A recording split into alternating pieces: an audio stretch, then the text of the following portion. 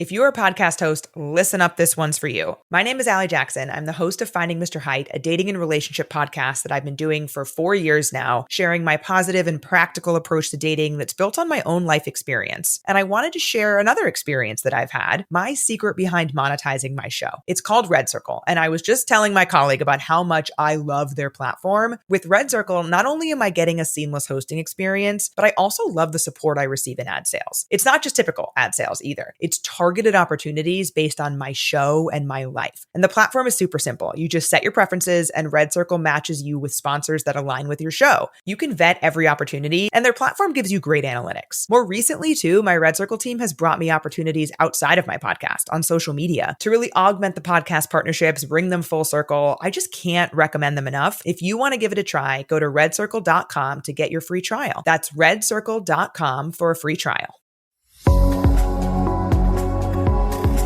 The Tea Biz podcast delivers tea news that you need to know. A recap of the week's major headlines with commentary and cultural trends hosted by Dan Bolton. It is the voice of origin for tea professionals and enthusiasts worldwide. Tea is captivating, complex, and more intricate than anyone can fully master. That's why the Tea Biz portal brings together 40 voices fluent in 12 languages to share the story of tea. Our strength lies in storytelling by professionals who have grown up in the tea lands and speak their native tongue. Hello, everyone. Here are this week's headlines. Tea is tea. India's food safety regulators clarify the Camellia sinensis standard. The tea industry global forecast for 2026 is now live. And Asia Siyaka Warehousing is the world's first zero-carbon logistics facility.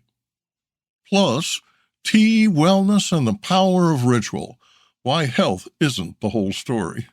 January is Hot Tea Month, and this year tens of millions are experiencing influenza or flu-like illness, gravitating towards warm, soothing beverages associated with comfort, hydration, and routine rather than clinical treatment. Post-pandemic research consistently shows that health and wellness motivations increasingly overlap with behavioral benefits, such as stress reduction, relaxation, and daily rituals, rather than with explicit disease prevention claims. Adagio Teas founder Michael Cramer joins us today to explain why tea's greatest benefits lie not in miracle claims, but in habit, ritual, and personalization. More in a minute. But first, this important message. What happens when businesses along the tea supply chain get together and support women and children in tea communities? The Mother and Child-Friendly Seal for Responsible Business is creating long-term positive impacts, making your cup of Ceylon tea all the sweeter. Learn more at srilanka-motherandchildseal.org. Tea is tea. India's food regulator, the Food Safety and Standards Authority of India, FSSAI, has issued a clarification reaffirming that products labeled and marketed as tea must be derived exclusively from Camellia sinensis. The clarification aligns India's regulatory framework with the long-standing international definition of tea established under ISO 3720, first adopted in 1977. Under that standard, tea is defined solely as the product obtained from the leaves, buds, and tender stems of Camellia sinensis, processed by accepted methods such as withering, oxidation, heating, and drying. FSSAI's clarification does not prohibit the sale of herbal or botanical beverages. Instead, it clearly distinguishes between tea and non-tea infusions for labeling, marketing, and consumer transparency. So why does all this matter? From a consumer standpoint, the decision resolves long-standing ambiguity in the marketplace where herbal blends, spice infusions, and caffeine-free beverages have often been marketed as tea, despite containing no tea leaves. Regulators say the clarification helps ensure consumers know what they are buying, particularly regarding caffeine content, functional properties, and traditional expectations associated with tea. For the tea industry, especially in India, the response has been broadly positive. Producers and trade bodies view the move as reinforcing the integrity of tea as an agricultural product, protecting the value of origin-based teas, and aligning domestic standards with international trade norms. Some marketers and wellness brands have expressed concern that the clarification may require changes to packaging, product naming, and promotional materials, particularly for products commonly sold as herbal chai or chai-style blends that do not contain tea. Regulators, however, have emphasized that such products remain fully permissible, provided they are accurately described as herbal infusions or botanical beverages rather than tea. EU's tradition is significantly different. In European countries, the word tea is allowed to serve as a consumer shorthand for infused beverages, while relying on ingredient disclosure and claim controls to protect accuracy rather than enforcing a strict boundary on Camellia sinensis. FSSAI prioritizes botanical precision.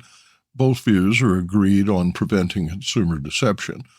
Markets will continue to define meaning, diluting tea's agricultural identity, and may ultimately weaken global standards. India is among the world's largest producers and consumers of tea, with globally recognized categories such as Darjeeling, Assam, and Nilgiri. Industry stakeholders note that clear definitions help preserve category credibility amid growing importance of premiumization, geographical indications, and export competitiveness. By reaffirming an internationally accepted definition rather than introducing a new one, India positions itself firmly with global norms governing the tea trade and labeling. Business Insight. Is tea fundamentally a plant or a practice?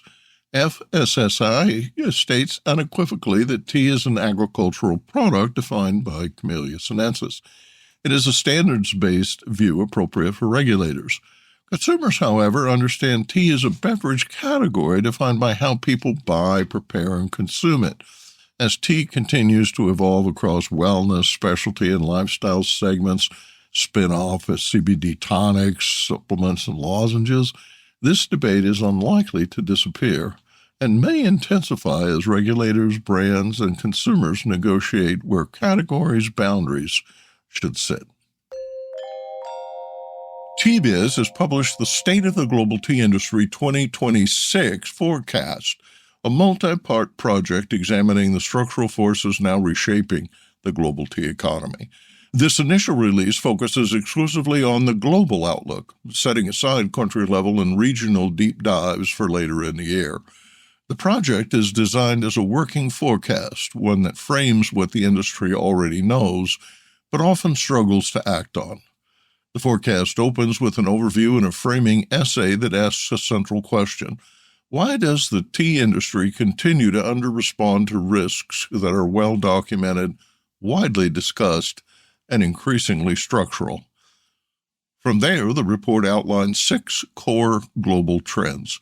The first identifies climate volatility as no longer a cyclical disruption, but a permanent operating constraint affecting yields, quality, and costs across origins.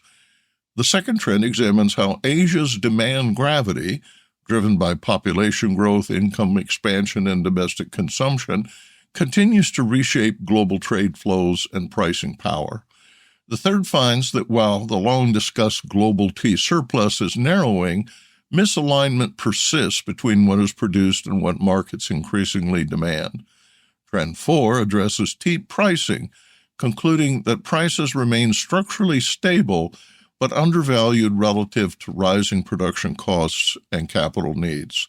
The fifth trend highlights labor constraints as a quiet but growing limiter of future supply, particularly in traditional producing regions.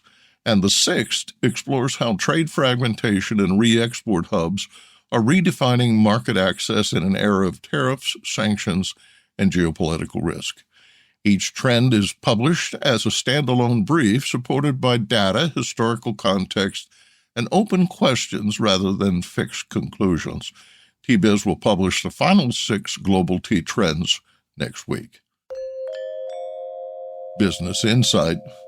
This forecast is not positioned as a finished report. It's a framework for collaboration on the LinkedIn platform. Tea is too fragmented and conditions are moving too quickly for any single voice to get it right alone. TBiz is inviting producers, traders, policymakers, buyers, and researchers to challenge, refine, and contribute to the forecast as it evolves. The most valuable insights often emerge not from agreement, but from informed dissent. Visit tbiz.com online or the TBiz blog and podcast page on LinkedIn. Asia Siyaka Warehousing, Sri Lanka's largest tea auction logistics provider, has achieved a global first for the tea industry, becoming the world's first and only ZeroCarbon certified company in tea auction logistics. The certification was awarded by the Sustainable Future Group following a full measurement of the company's greenhouse gas emissions, implementation of reduction initiatives, and the offsetting of residual emissions through verified carbon programs. Asia Siyaka Warehousing operates a purpose-built warehouse complex of approximately 200,000 square feet with the capacity to store up to 11 million kilograms of tea at any given time. The facility plays a central role in the Colombo tea auction system and handles a significant share of teas moving through Sri Lanka's export pipeline. Importantly, the entire warehouse operation is covered under the ZeroCarbon certification rather than selected zones. The facility already held LEED certification, making Asia Siyaka the first tea logistics operation globally to hold both LEED and ZeroCarbon distinctions. It is also certified to ISO 2200, supporting food safety and quality assurance standards. Asia Siyaka Warehousing is wholly owned subsidiary of Asia Siyaka Commodities, one of Sri Lanka's leading commodity brokerage groups. Managing Director Anil Cook said the certification reflects a commitment to responsible operations across the value chain, noting that Sri Lankan tea is already internally recognized as the world's first ozone-friendly tea. Chief Operating Officer Chamara Siyaka highlighted additional benefits, including energy-efficient storage that preserves tea quality while strengthening appeal in sustainability-focused markets. Cook said, quote, "Running a carbon-neutral warehouse allows the producers and exporters relying on our services to cut part of their supply chain's carbon emissions. It helps them meet international sustainability standards and satisfy environmentally aware buyers. This pioneering achievement gives our clients a distinct competitive advantage," end quote.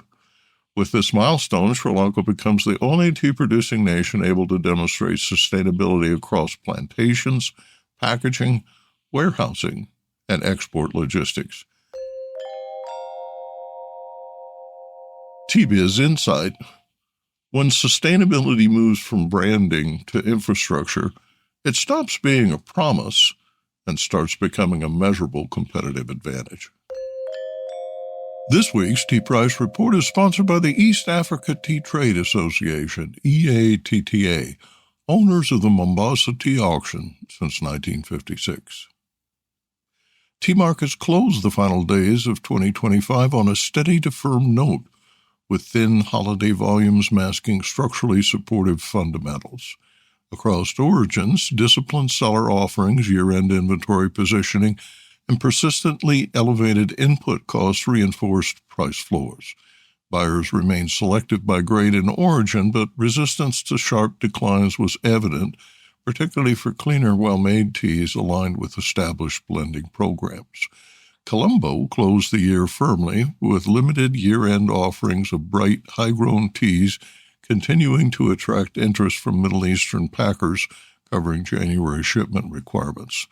South India's CTC markets held steady throughout the year-end period as domestic blenders focused on near-term coverage and deferred discretionary buying until early Q1.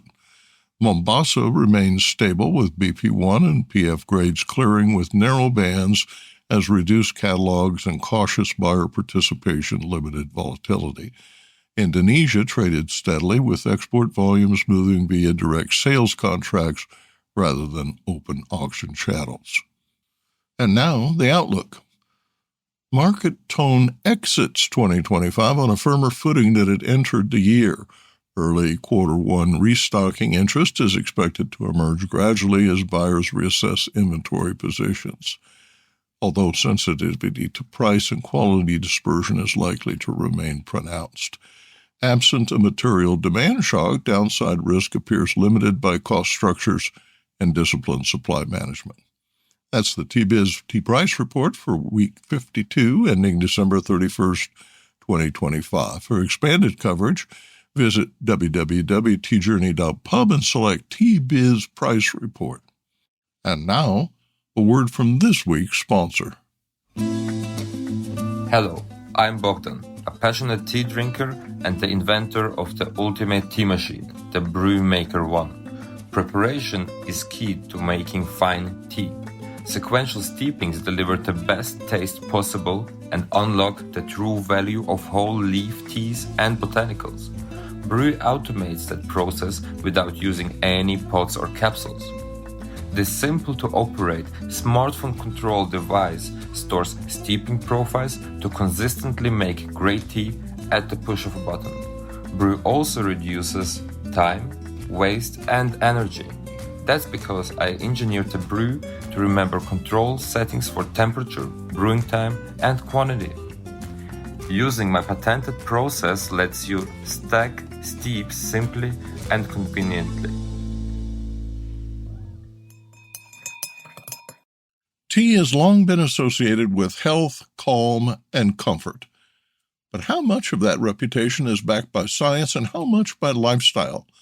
In this spotlight conversation, Michael Cramer explains how consumer perceptions of tea and wellness have evolved since the pandemic, why ritual matters as much as ingredients, and how personalization is shaping the future of tea.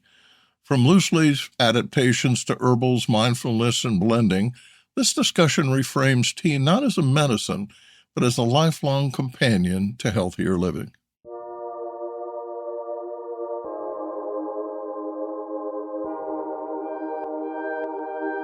Michael Cramer is founder and CEO of Adagio Teas, one of the most influential specialty tea retailers in the United States.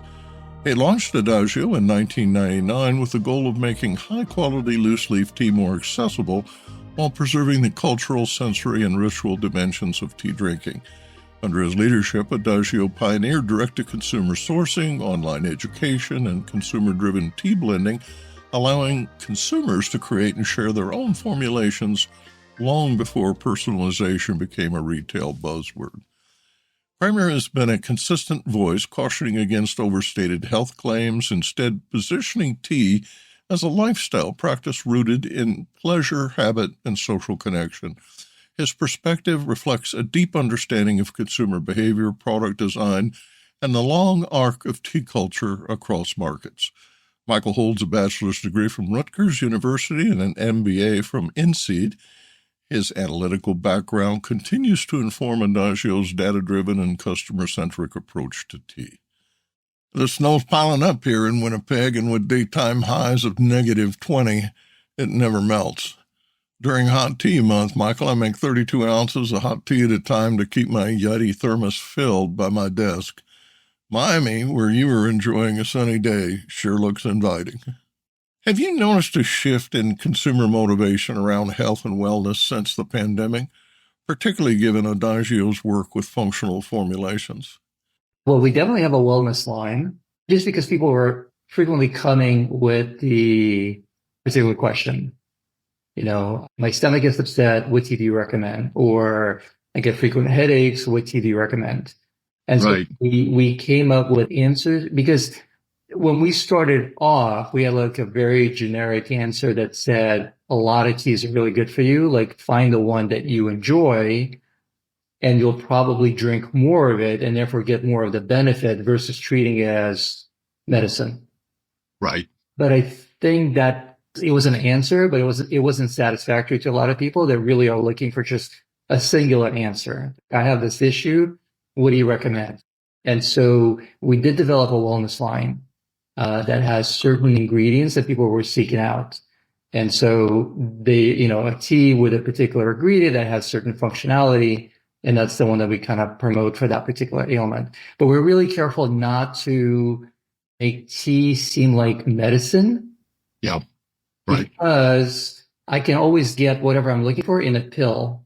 So why would I bother putting on a kettle, steeping the leaves, draining, separating the leaves from the water? Like, why would I go through that whole lengthy process if I could just take this little pill and it does the exact same thing? And so we emphasize the social aspect, the behavioral aspect of tea. We all spend way too much time sitting down. And so when I need to take a tea break, I get up. Well, that's good for my circulation. I have to go to another room. Well, that's even better.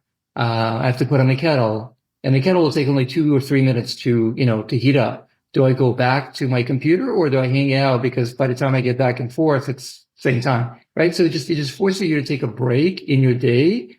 And while you're standing there waiting for the kettle to heat up, somebody else may walk by. Hey, how's it going? You may strike up a conversation that you otherwise would not have happened. And you learn something, you share something, you find out that there's an event coming up. Like, it just has so many societal benefits that you just can't put in a pill. And so our emphasis to people on tea is, don't treat it as this, like, here's a panacea that's going to solve all my problems. Right. Treat it as like a lifestyle. It just sets you up on a healthy lifestyle. And Right. It's not going to solve all your problems, but it'll definitely contribute to some of the solutions that you're seeking. Where do you see the gap between what consumers believe is healthy about tea and what science can actually support? Well, I think the science is oftentimes done on either in a test tube, not necessarily on people. You literally create a control group. These people do not drink tea. The other group drinks tea, and their behaviors are exactly the same, and tea being the only factor. And so then you can have a scientific study that would conclusively say, yes, tea is, contributing to these things. So we have a sense that tea is promoting health, and we can tell in a test tube that it has a lot of components that are health affirming. We're always careful not to make like very definitive claims. I think people get into trouble when they do that. Like I know Teavana had a practice of being very explicit about their health claims. They literally would say, this tea will cure head cancer. This tea will cure diabetes. When Starbucks purchased the company and took a look at their sales practices and said, well, you can't say that. Like we don't have scientific proof of that. And they had to tone it down. And that kind of contributed to the loss of sales, because it's unethical of us to be making claims that we can't back up scientifically. Yeah. And so the way we kind of promote it is, we know tea is healthy for you. Like it has all the elements that would contribute to your health, and just make it a part of your lifestyle. Don't make it seem like it's the panacea that's going to be like, once I drink this cup of tea, all my ailments are going to go away. We're more focused on the wellness and the lifestyle as opposed to a particular, here's a study, here's the ailment. Has the post-COVID period changed how consumers engage with tea formats, such as loose leaf, herbals, and functional blends? I'm not sure if the perception had changed. I think the overall consumption has changed. Preparation of coffee at home has exploded during that time. Right. People couldn't go to their cafes, and so they had to invent a way to make it at home. And so I think the similar thing had happened to tea, where basically the cafes were closed. I need to learn how to make tea, before I would go in and the barista would make it for me. And so I think people had developed skill sets that they didn't have before. And so a much larger percentage of the population is willing to make the beverage at home. And so we're seeing we're seeing a lot more consumption. I'm not sure that health is the driving force there. Like, I don't think people view tea as something that's going to help me, ward off COVID or, recover quicker if I do have it. I don't think that link was very visceral, but I think it's just the experience of being locked up and learning to make stuff. And then that still didn't go away. And so we are seeing a lot more people embracing loose tea versus what they did before. Have herbals played a particular role in that shift? Well, I think the herbals is also the aging of the population is driving that. Like we have a lot of people who are switching from caffeinated tea to herbals on the advice of their physician. They're just getting to the point where they're saying cut down on your caffeine, and so that's the natural move for them. How does tea fit into the broader wellness economy, including sleep, relaxation, and mindfulness? We've offered chamomile as a product probably since day one. Yeah. And, it's always been popular. And so some teas that have the ability to like calm you down and soothe you, whether it's the mints, the peppermints, the spearmint, they've always been popular. And I think they're more popular now just because of the cohort that's moving through their life cycle. So, most of the boomers have already retired, and I think the last of the boomers will retire pretty soon. And so they're just in an age, they're just this mammoth cohort of people moving through their life cycle. And so they're at a stage when these things are important to them. And so, of course, we're seeing increase in sales of the products that would kind of fit that description, more soothing, more relaxing, less jittery. So it is really the ritual of tea rather than the functional promise. Well, we kind of touched upon earlier, the sociability of it. Most of the time you don't have tea by yourself. You'll make tea. Hey, I'm making tea. Who else wants it? Somebody else will say yes. There's just a nice societal give and take that occurs in that tea making process. The example that you gave earlier, traditional medicinal, going to the pill form. Like once you reduce your product to just take A, it will lead to B. Well, then you're no longer. It's not like a tea per se. It's just literally a collection of molecules that you're calling medicine. I think we lose something when we just focus on the functionality of the beverage versus the experience of it. Looking ahead, what health-related themes do you expect to define the next phase of tea consumption? My wish is that the health aspects of tea become less important to people or less salient or less being the driver of their consumption. Like I would love, like if I compare it to wine. So wine has a lot of health benefits.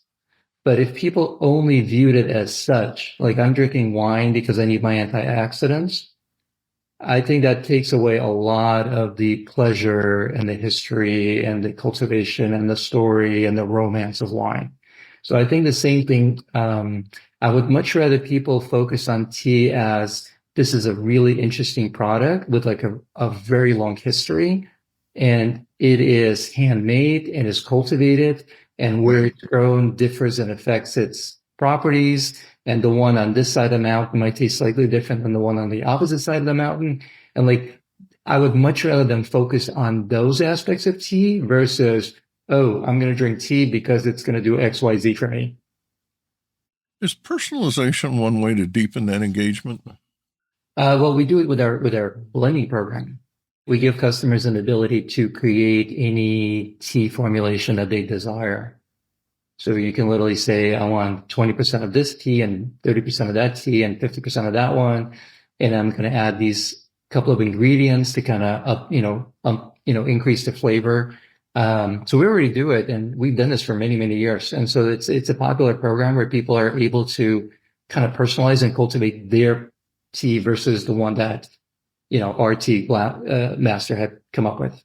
Do you use that blending data for research and development? It helps gauge the people's interest in what the ingredients are. Yes. So much of it is also tied to the theme. So a lot of the blends are created with like themes in mind. And so sometimes the theme overwhelms the actual components. You can definitely use it as a laboratory. It's crowdsourcing. It literally is allowing your customer base to come up with formulations that you would not have come up with yourself. And so based on that, on the sales trajectory, you can say, okay, this particular flavor profile really has taken off. We haven't thought of it. Luckily somebody else has. And so we kind of learn from that data. Do you see experimentation and, quote, make it your own, end quote, tea culture expanding further? Well, tea is very forgiving. You can mix many different ingredients. You're not always going to hit upon a winning formula, but it won't be awful. Like you can't screw it up. And so yes, the experimentation is like the number of combinations that you can put together in terms of different teas. You can do that. When we started this process, we thought, well, you mix black teas with black teas and you mix green teas with green teas because they both require different temperatures and different steep duration. But the customers started playing. They started crossing those kind of boundaries that we had in our mind. And sometimes the product turned out to be really good. Like you sometimes would be able to blend a black tea and a green tea and it didn't taste bad. Yeah. And so now that you have all these different variations of teas, now you can layer on top of it all these different ingredients, from the herbal world or from the fruit, dried fruit category. You can create like, I don't know, thousands of different combinations and they would be unique and different. And some may be, some may appeal to you and not to others, but that's the beauty of the process, that you literally get to fine tune and get to find like what you really like and enjoy. And it's uniquely yours. And the beauty of our process is we make it available where you can make it available to others. So it's not just you create it for yourself. Like you can literally say, this is Dan's blend. And then other people go, oh my God, Dan hit upon something really wonderful. And then, they'll be purchasing it. Yeah, I love that idea.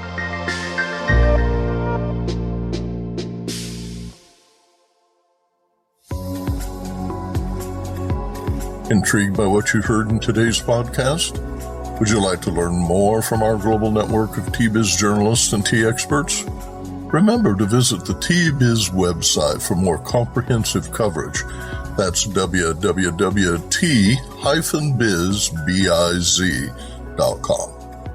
Thanks for listening. Farewell till next week.